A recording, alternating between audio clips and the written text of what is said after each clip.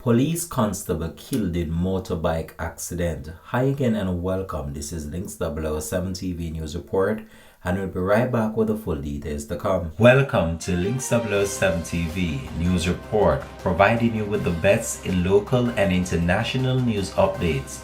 This is a place where you can get the most reliable and informative news information. Links 007 TV News Report.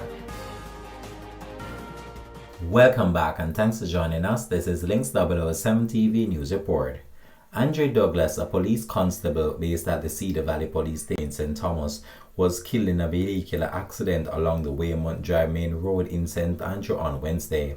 It is reported that at around 3 p.m., Douglas was riding a motorcycle along the roadway towards Washington Boulevard in St. Andrew. Upon reaching a stoplight, he was reportedly hit by a Toyota Hiace van, which reportedly ran the red light.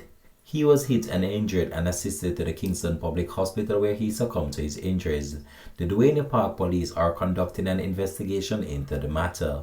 Links 007 TV will continue to track this story and have more details to come on this in a later newscast. Thanks for watching.